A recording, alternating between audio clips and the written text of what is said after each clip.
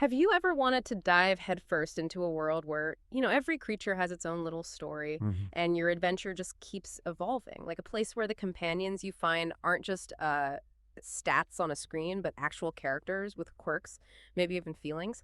Well, welcome to our deep dive into Aniimo, open world ARPG, collect, evolve, and team up. And look, this isn't just another game dropping onto the scene. It's shaping up to be this vibrant, creature filled universe, and it's currently in its beta phase. It's already making some waves, generating buzz because of its really distinctive inhabitants, and interestingly, a super rapid development cycle. Our sources today, they're straight from the horse's mouth, basically excerpts directly from Animo Game Info.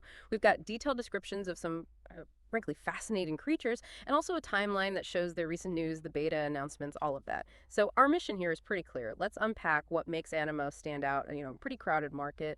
We'll introduce you to some of its quite charming inhabitants and explore the sort of whirlwind journey of its recent beta launch. What does this all actually mean for you if you're thinking about jumping in or even just watching the industry?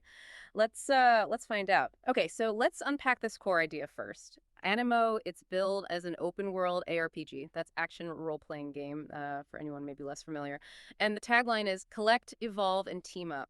Sounds really engaging, right? But what kind of world are we actually stepping into here? And what is it about these creatures, these Animo, that makes them special beyond just being another combat pet? Well, what's really interesting, I think, is how that tagline, collect, evolve, team up, it hints at something deeper, especially in an open world context.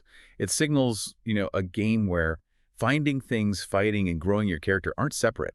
They're all tied together, not just for you, the player, but intrinsically with these companions you gather. These aren't just like generic monster models. They seem designed with unique traits, bits of lore. It invites a more personal kind of connection. And they definitely sound distinct. Like, take Ember Pup, number 001. The source material calls it a peppy little fireball. Mm. It's got this fluffy coat of coal fur speckled with smoldering embers. Okay.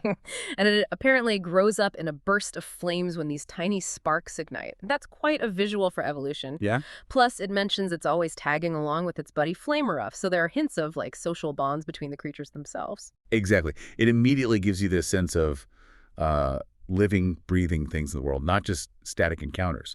Or think about Celestis, number 004. It's called a gluttonous glider soaring through forests.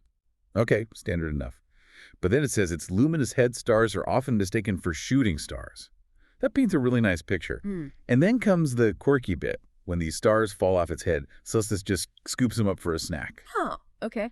That kind of specific, slightly weird behavior, it make it instantly memorable. It's not just generic flying thing number two. It really does. And then you get Budclaw, number 006. This one introduces a kind of surprising emotional layer. It's described as monogamous, believed to have just one mate for life, often seen moving in pairs. Right. But the really cool part, the state of the flower buds on its shell reflects its level of happiness, a visible mood ring, basically. That's a potentially powerful mechanic, isn't it? Imagine like bonding with an Aniimo where you can see how it's feeling on its shell. Mhm. It sort of encourages you to care, maybe, not just level it up for combat. Yeah. Definitely. And then for pure charm, you've got Audie, number 009, the bashful burrower. It's always digging up tokens of affection. Apparently its shyness leads to love-struck stumbles, and it even has a signature move, rubbing its cheeks with tiny paws when it's feeling extra shy. Ah, okay, that's pretty adorable. I can see the appeal there. And we shouldn't forget NIMBY, number 050. This cloud-like creature loves to drift with the breeze over sunny meadows. Sounds peaceful, Mm-hmm. but its pristine white wool darkens to the color of storm clouds when soaked, making it a natural harbinger of impending rain. So a little weather forecaster companion. Exactly. It's a functional trait tied into its appearance in nature. So you've painted a great picture of these creatures. Emberpup, Celestis, Budclaw, Audie, NIMBY. They really do sound like more than just, battle tools. Yeah. Is there something specific about these distinct personalities, these emotional cues, that really enhances that collect, evolve, and team up loop for the player? How does it make it deeper? I think this is exactly where Animo might be trying to carve out its niche. The ARPG market is packed. Mhm. So fostering this kind of personal, almost emotional bond, that could be huge for keeping players hooked, for building a community. Right. It stops being just about the best stats or the right element type. Imagine, like you said, building a team with Audie, who's nervously bringing you little gifts, Hmm. or you see your bud claws flowers are wilting, and you think, oh, maybe I need to do something to cheer it up. Yeah. Or using NIMBY not just for fighting, but actually noticing it change color and thinking, huh, maybe rain's coming in the game world. It turns a status effect into like an observation from your buddy. That personal connection. Exactly. It's not just combat stats, it's investment. Mm-hmm. It encourages players, potentially, to care for their Aniimo, learn their quirks, maybe even choose them based on personality, not just power. It makes the whole collect, evolve, team up thing feel way more meaningful, almost like, the appeal of Pokemon or even Animal Crossing, where that connection drives everything. That makes sense. It could really elevate the whole collecting aspect beyond just ticking boxes. Okay, so beyond these really charming companions and their intricate personalities, there's this other story unfolding, right? The development story. The incredibly rapid pace of how Aniimo itself is being rolled out. We have this timeline of news, announcements, especially around the beta launch. What does that flurry of activity reveal about how they're developing this game? Maybe even their philosophy? Well, the fact it's in beta, as you said, means testing and feedback. That's standard. But the speed, the sheer velocity of their announcements and the maintenance updates, that tells us they're not just watching passively. They seem to be actively pushing out fixes, maybe even content, really fast. Yeah, the pace seems notable. It suggests a pretty ambitious roadmap, maybe. And for an open world ARPG, this beta phase is where, the complex systems hit real players, real chaos, so that rapid response might be crucial. And looking at the timeline, it kicked off fast. Early June, June 5th, 2025, we see, welcome to Aniimo, your adventure awaits. Right next to Aniimo closed beta recruitment begins. So, boom, right out the gate, getting players signed up. Yep, no messing around. And the momentum built quickly from there. By mid-June, June 20th, they dropped the big one. Aniimo closed beta launches July 4th. That's a pretty aggressive date to announce just 2 weeks later, right? Suggests they felt pretty confident, or at least ready to test. And they did try to prep people. And June the 30th, they put out the Introducing Aniimo Beta Survival Handbook. Smart move, helps testers actually test instead of fumbling around. Then, literally the day before launch, July 3rd, there's news about a Pathfinders Summer Camp Aniimo Beta Test. So, in-game events planned from day one, it seems. They wanted people engaged immediately. But here's where it gets really intense. The period right after that July 4th launch, we just see this rapid-fire sequence of server maintenance announcements almost daily. There's one July 5th, referencing maintenance on the 4th, then July 7th for the 6th, July 8th for the 7th, July 9th for the 8th. Wow, okay.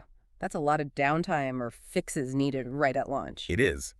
But what's maybe even more telling is, smack in the middle of that, on July 8th, while they're announcing maintenance for the previous day, they also announced a Summer Party Carnival Time event. Okay, hold on. So what does that even mean? You've got beta recruitment, a launch date, and then bam, daily server fixes.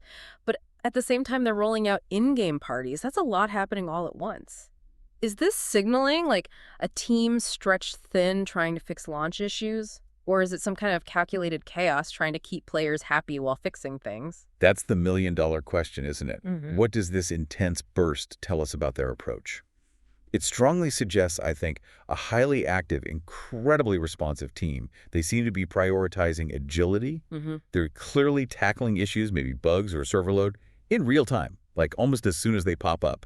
It's a kind of move fast and fix things philosophy. Which can be risky, right? Oh, definitely risky. It could frustrate players if things feel unstable, could burn out the devs. But in a beta, it can also be super effective. It builds trust quickly if players see problems being addressed immediately.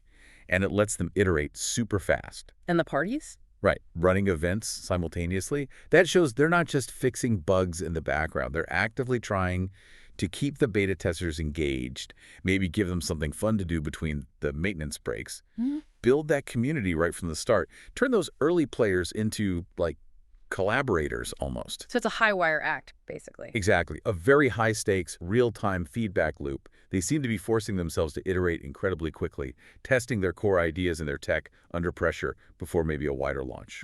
Okay, so we've explored the heart of Aniimo, these unique creatures, and felt the rapid pulse of its beta development. If we boil it down, what are the key takeaways from this deep dive?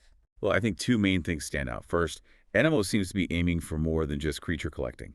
It's pushing for deeper, evolving bonds, using personality, those emotional indicators that could really make it stand out in the ARPG crowd if they pull it off. Right, the emotional connection. Yeah.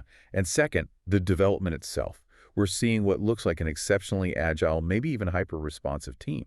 They're tackling beta challenges head-on in real time while also trying to keep players engaged with events. It's a very dynamic process. And that contrast, that dynamic, leads us to maybe a final thought for you, the listener, to mull over. When you consider those deep personalities, the bashful Audie, the happy or sad Budclaw, and you combine that with a beta phase that seems to need almost daily tweaks, what kind of relationship does that create? Not just between the player and their cute little Aniimo companions, but between the player and the game world itself, this world that's visibly changing, being actively hammered into shape right before their eyes. It makes you wonder, doesn't it?